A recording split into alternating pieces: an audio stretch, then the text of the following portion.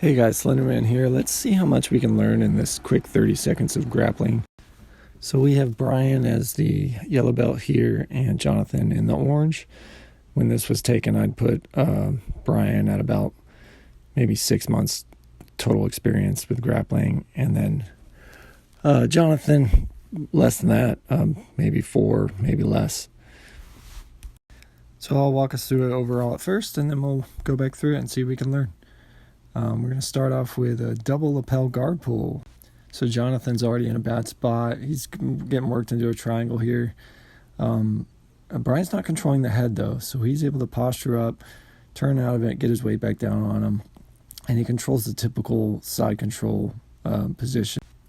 So Brian's able to get his inside arm under and kind of swim almost a ghost escape here. Jonathan falls back on it, and Brian comes on top to finish it. So we'll start with the arm pull in this arm in, arm out position. The better move for Jonathan here would be to have both arms on the inside framing. Instead, he ends up just fighting off the one leg with the one arm. He brings his other arm in to help, but it's not going to do him any good because that allows Brian to off-balance him, and he even ends up getting his leg over his shoulder. So let's focus on Jonathan first. We can see him here still trying to win the arm versus leg battle as he tries to clear the leg over his head. Even two arms versus a leg, it's never going to be a winning battle. Instead, he wants to use his own legs to drive his hips forward and his posture up, arch his back and look at the ceiling to break that. He doesn't do it, so Brian's able to bring the other leg over his shoulder, and now he's heavy enough where bringing his hips in may not even work. So when you're stuck, the answer is always to try to move your hips first. Jonathan can't bring his hips in, so he finally brings them up. And you can see how that gives his head just enough room to push out and finally clear it from that grip. Then he just keeps driving the legs out of the way and goes down into side control. So with Brian, I actually don't mind the double lapel guard pull because it works. But what he wanted to do at this point was transition at least one of his hands to head control. And because he didn't do that, he encountered a lot of problems from the get-go. You can see Jonathan's already starting to get decent posture where it's more difficult for Brian to throw his legs up over Jonathan's shoulders to lock in that good triangle position.